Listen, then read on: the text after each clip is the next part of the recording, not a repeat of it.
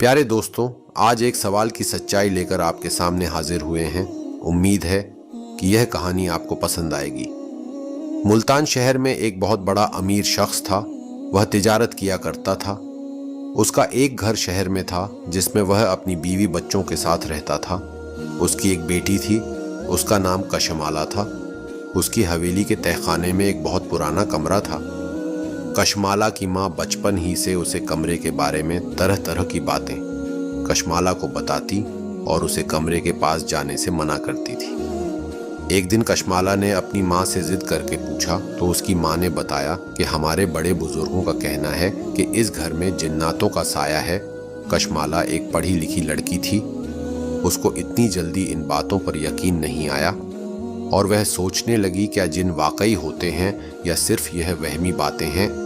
एक दिन कशमाला के घर वाले कहीं गए हुए थे। मौसम की खराबी की वजह से वह रात को अपने घर ना आ सके। कशमाला घर में अकेली थी। उसने सोचा क्यों ना आज इस कमरे के राज का पता लगाया जाए। जैसे ही वह तहखाना की तरफ जाने लगी, उसे दो बिल्लियां दिखाई दी और इंसान के कद की बराबर एक साया भी। कमरे के आसपास बिल्लियां और बड़ा सा साया देखकर कशमाला बहुत डर गई और वह दौड़ती हुई अपने कमरे में वापस आई और अंदर से दरवाज़ा बंद कर लिया। वह बहुत डरी हुई थी, लेकिन उसे अभी तक यकीन नहीं हुआ कि वाकई जिन होते हैं। उसने अपने कमरे की सारी लाइटें जलाईं और सो गई। सुबह के वक्त जब नींद से बेदार हुई तो उसने रात के डरावने हादसे को बुरा ख्वाब समझकर भुलाना चाहा, लेकिन उसको अब भी जिन्नातों के मौजूद होने पर यकीन नहीं था। कशमाला के मोहल्ले में ही उसकी एक सहेली अनम अपने शौहर नदीम के साथ रहती थी।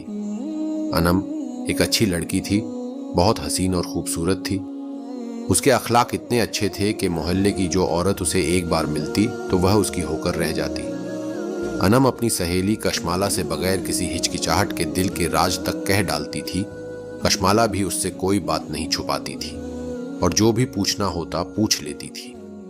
एक और चीज जो कशमाला को कभी कभी परेशान करती वह यह थी कि कशमाला जब भी अनम के घर जाती तो हर दफा हैरान हो जाती, क्योंकि अनम के घर में एक बहुत अच्छी खुशबू हमेशा रहती थी जो दिमाग को तंग कर देती थी। कई मर्तबा कशमाला ने अनम से खुशबू के बारे में पूछा, मगर वह हकीकत ना बताती और हमेशा बात को टाल देती। कशमाला को अनम के फ्रिज से बेमौसम के फल मिलते जिनका जवाब भी वह तलाश न कर पाई। एक दिन कशमाला जब अनम के घर आई तो तकरीबन परेशान होकर उछल पड़ी, क्योंकि उसने देखा कि अनम के सामने एक बहुत जहरीला और डरावना सांप बैठा हुआ था। अनम भी उस सांप की आंखों में आंखें डाले आसपास से बेखबर देखे जा रही थी। दोनों की हालत कुछ ऐसी थी जैसे वे एक दूसरे से बात कर रहे हों, लेकिन कशमाला ने सोचा कि शायद अनम सांप को देखकर डर गई है और इस डर से कि कहीं सांप उसे काट न ले वह बिल्कुल हिलडुल नहीं रही। यह सोचकर कशमाला ने पास पड़ी एक लकड़ी उठाई और सांप को मारने के लिए आगे बढ़ी, मगर अनम ने हाथ के इशारे से उसे रोक दिया।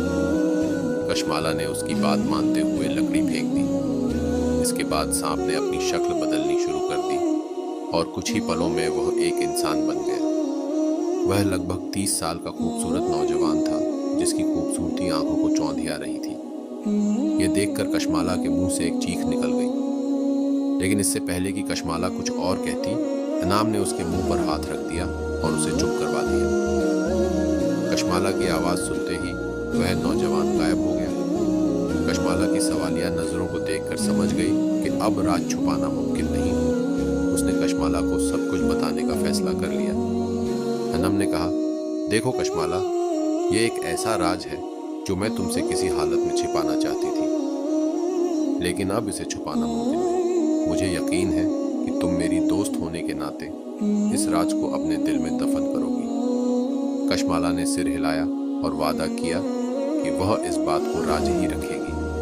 अनम ने कहा, ठीक है, आज मुझे अपने शौहर नदीम से बात कर लेने दो, फिर मैं तुम्हें सब कुछ बता दूंगी। उसने मुझे मना कर रखा है, इसलिए मुझे कल तक का वक्त दो। ठीक है, कशमाला ने कहा और घर लौट आई, लेकिन रात भर वह इस वाक्य के बारे में सोचती रही। उसकी नींद जैसे कांटों पर कट रही थी। अगले दिन सुबह सुबह कशमाला अनम के घर पहुंची, लेकिन दरवाजे पर ही उसके कदम ठिठक गए। उसने देखा कि अनम और नदीम आपस में किसी बात पर बहस कर रहे थे। नदीम कह रहा था, देखो अनम, अपना राज किसी को मत बताओ, वरना बड़ी मुसीबत खड़ी हो सकती है। हम इंसान नहीं हैं, और अगर किसी को यह बात पता चल गई तो हमें इस दुनिया से बेदखल कर दिया जाएगा। तुम्हें पता है कि हम कैसे छुप छुपा कर अपना वक्त गुजार रहे हैं। अगर तुम्हें यकीन है कि वह तुम्हारी दोस्त इस राज को संभाल सकती है तो फिर बताने में कोई हर्ज नहीं। शायद वह दोनों और बातें करते हैं, मगर घर के बाहर की आहट ने उन्हें चौकन्ना कर दिया। अब वह दोनों चुप हो गए, जैसे उन दोनों को सांप सूंघ गया। नदीम ने जैसे ही मुझे देखा, फिर नदीम उठा और घर से बाहर चला गया। शायद वह इस बातचीत का हिस्सा नहीं बनना चाहता था। अनम ने कहा, कशमाला, नदीम असल में जिन्नात के कबीले से है और मैं इंसान हूं। अनम की बात सुनकर मुझे कोई खास हैरानी नहीं हुई, क्योंकि यह सच्चाई मैंने कुछ देर पहले सुनी थी। फिर अनम ने अपनी कहानी बयान करना शुरू किया। मैं एक नादान लड़की थी। मेरा काम सिर्फ बांसुरी बजाना था। कम अक्ली होने की वजह से हर कोई मेरा फायदा उठाना चाहता था। औरतें मुझसे घर के सारे काम कराती और बदले में एक आधी रोटी मिल जाती।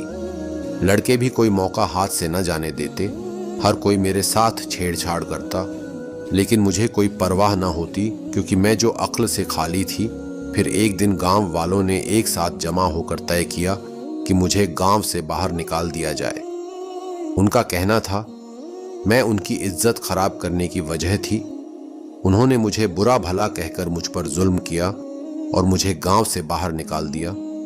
मैं गांव के बाहर आम के बागों में जा बैठी।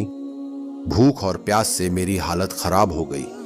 मेरी हिम्मत जवाब दे गई और कमजोरी से मैं बेहाल हो गई। उस वक्त मेरी देखभाल सिर्फ अल्लाह की जात कर रही थी। मैं बेसुध पड़ी रही, लेकिन बांसुरी बजाने का मेरा अमल नहीं रुका। दूसरे दिन मैं किसी तरह से गिरती पड़ती आम के बागों से आगे बढ़ने लगी। फिर मैं उस वीराने में जा पहुंची जहां जिन्नात का कबीला बसता था। वैसे जिन्नात नजर तो आते नहीं, वे तो बस हवा की तरह होते हैं। मैं एक पेड़ के नीचे टेक लगाकर बैठी। शाम ढलने को थी और धीरे धीरे रात ने अपना कब्जा जमा लिया। अब चांद की रोशनियां जाहिर होने लगी। जिस जगह मैं बैठी थी ये जिन्नात के मकान थे। जिस पेड़ के नीचे मैं टेक लगाकर बैठी थी उस पर एक जिन्न था। वह उस कबीले का सरदार था। कुछ दिन बाद उनकी बेटी की शादी थी और वो इस शादी में किसी ऐसे साज की तलाश में था जिसे सुनकर हर कोई बेखुद हो जाए। उसने जब मुझे बांसुरी बजाते सुना तब उसकी तलाश मुझ पर खत्म हो गई। उसे मेरा बांसुरी बजाना बहुत पसंद आया। वह पेड़ से नीचे उतरा और चिल्लाता हुआ मेरी तरफ आया। मुझे उसके वजूद का कोई एहसास नहीं था, क्योंकि मैं अकल से खाली थी। अचानक मुझे अपने करीब एक दिलकश और मशहूर कुन खुशबू महसूस हुई कि जिसे सूंघते ही मैं होश की दुनिया से बेगानी होती चली गई और वह मुझे उठाकर अपने कबीले में ले गया। जब होश में आई तो जिन्नात की वो दुनिया भी मुझे अपनी दुनिया ही जैसी लगी। मैंने वहां भी अपना शौक नहीं छोड़ा। बांसुरी मेरे हाथ में थी। मैंने उसे मुंह से लगाया और मैंने उसे बजाना शुरू कर दिया। फिर एक दिन जिन्न की बेटी की शादी थी और मुझसे क्या काम लिया जा रहा था। मैं तमाम हालात और वाकयात से बेनियाज थी, बस अपनी ही दुनिया में मस्त थी। मैंने बांसुरी बजाई और शादी में शरीक तमाम मेहमानों को मेरी बांसुरी की आवाज़ पसंद आई। सब खुश होकर उठे। सब ने मेरे ऊपर सोने के सिक्के की बारिश की, लेकिन मेरे लिए यह सब कुछ बेकीमत था। मैं अपनी ही धुन में मगन थी। शादी में शामिल एक जिन्न मेरी सादगी देखकर दंग रह गया, क्योंकि मैं उन सब से बेरगबती बरत रही थी। मेरी उदासी उसे भाव गई। शादी के बाद वह मुझे एक जगह ले गया और अपने प्यार का इजहार करने लगा।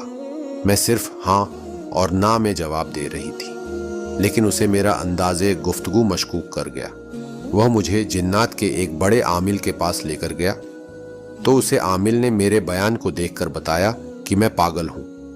उस जिन को मुझ पर रहम आ गया और आलिम से मेरा ठीक होने की गुजारिश की। इलाज शुरू हुआ और धीरे धीरे मैं ठीक हो गई। जब मैं धीरे धीरे बिल्कुल ठीक हो गई तो मुझे ये सच्चाई पता चली कि इंसानों की दुनिया में नहीं हूं, बल्कि मैं जिन्नात की दुनिया में हूं। और जिसने मेरा इलाज करवाया वह एक रहम दिल जन्न था और मुंह दुखियारी पर रहम खाते हुए नदीम मुझे एक जगह पर छुपा कर रखा था। उसने मेरी देखभाल की और मेरे इस राज को सिर्फ वो और आमिल जिन ही जानते थे। नदीम ने मेरा इलाज तो करवा दिया, लेकिन वह मेरे दिल में जगह नहीं बना पाया। मुझे डर था कि मैं एक जिन के साथ हूँ। कुछ और जिन्हों को भी यह एहसास हो गया था कि एक इंसान उनके बीच मौजूद है। उन्होंने मुझसे उस दुनिया से बाहर निकलने का इरादा कर लिया। एक रात जब मैं अकेली थी, 5 जिन्न आए। नदीम वहां मौजूद नहीं था। उन्होंने मुझे उठाया। मैं डर के मारे कांप रही थी। मुझे लगा कि वे मुझे मार डालेंगे। यहाँ नदीम को भी किसी तरह का पता चला कि मेरे साथ क्या होने वाला है। वह फौरन वहां पहुंच गया और उनके सामने आकर खड़ा हुआ। उसने जिन्हों के सामने गिड़गिड़ाते हुए कहा और उसने मेरे लिए उनसे गुजारिश की मुझे किसी तरह का नुकसान ना पहुंचाए। उसने वादा किया कि वह मुझे इंसानों की दुनिया में छोड़ देगा। यह सुनकर जिन्नात ने मुझे कुछ न कहा और नदीम की बात मानकर वापस चले गए। फिर नदीम मुझे वहां से लेकर एक जगह चला गया। मेरे दिल में भी उसके लिए हमदर्दी होने लगी और मैं भी उससे प्यार करने लगी। लेकिन उस घटना से मैं बहुत डर गई थी। मैंने नदीम से कहा, मुझे इस दुनिया में नहीं रहना, प्लीज मुझे इंसानी दुनिया में छोड़ दो। नदीम मेरी हालत समझ गया। उसने इस मामले में अपने बाप से बात की। उसे उम्मीद थी कि शायद उसका बाप उसकी मदद करेगा और हमारी शादी करवा देगा। मगर उसके बाप ने इस डर से कि कहीं कोई अनहोनी ना हो जाए, सीधा बड़े सरदार के पास जाकर सब कुछ बता दिया। यह सुनकर सरदार बहुत गुस्से में आ गया। उसने कहा कि इंसान और जिन्न का मेल नामुमकिन है, क्योंकि आगे चलकर नस्ल का मामला आएगा। फिर सरदार ने नदीम के पिता को सख्त लहजे में चेतावनी दी कि नदीम उसे छोड़ दे। लेकिन नदीम ने सरदार की बात मानने से इनकार कर दिया और सबके सामने ऐलान किया, मैं इसी लड़की अनम से ही शादी करूंगा। नदीम की बात सुनकर सभी में गुस्सा फैल गया और फिर हमें दोनों को जेल में डाल दिया गया और बहुत सख्त सजाएं दी जाने लगीं। नदीम का प्यार पाक और सच्चा था। वह अपनी जिद पर अड़ा रहा। लाख कोशिशों के बाद भी वे हमें अलग नहीं कर सके। एक रात वही जिन जिसने मुझे अपनी बेटी की शादी में बांसुरी बजाने के लिए अपने घर बुलाया था, वहां आ पहुंचा। उसने हमें जेल से फरार करवाकर एक खुफिया जगह पर पहुंचा दिया और कहा, सुबह होते ही इस दुनिया से बहुत दूर चले जाओ, वरना वे तुम्हें मार डालेंगे। हम दोनों सुबह सवेरे वहां से फरार हो गए। जब सरदार को इस बात का पता चला तो उसने हमें बहुत तलाश करवाया, लेकिन हम इस दुनिया में चले आए। वह नरम दिल जिन्न जिसने हमें जेल से फरार करवाया था, उसने एक ताकतवर जिन्न से इल्तिजा करके हमारे चारों तरफ एक मजबूत हिसार कायम करवाया, जिसकी वजह से मैं और नदीम जिन्नों की नजरों से छुपे हुए हैं, लेकिन वे अभी भी हमारी तलाश में हैं। मैं हर रोज अल्लाह से दुआ करती हूँ कि वे अपने मकसद में कभी कामयाब ना हो, क्योंकि अगर उन्होंने हमें ढूंढ लिया तो वे नदीम को पकड़कर ले जाएंगे। और वह सांप जिसे तुमने देखा था, वही रहमदिल जिन्न है जिसने हमें जेल में बचाया था। वह अक्सर हमसे मिलने आता है और हालात से हमें खबरदार रखता है। मुझे अल्लाह की रहमत पर पूरा भरोसा है। कशमाला, जो बहुत देर से उसकी बातें सुन रही थी, एक लंबा सांस लेकर अपनी सहेली से कहा कि आज तुम्हारी बात सुनकर मुझे जिन्नातों की हकीकत पर यकीन हो गया है, और हाँ, यह तुम्हारा राज मेरे पास अमानत रहेगी। मैं कभी किसी के सामने इसको जाहिर नहीं करूंगी। आज तक मैंने अपनी माँ की बात को अफसाना समझा। वह डरती हुई अपने घर आई और अपने माँ बाप को वह घर छोड़ने का मशवरा दिया, और यूं वह अपने माँ बाप को साथ दूसरे शहर में जा बसी। प्यारे दोस्तों, अगर आपको यह वाक्य पसंद आया है तो हमारे चैनल इस्लामिक वॉइस को सब्सक्राइब करें और हमारी फैमिली का हिस्सा जरूर बनें।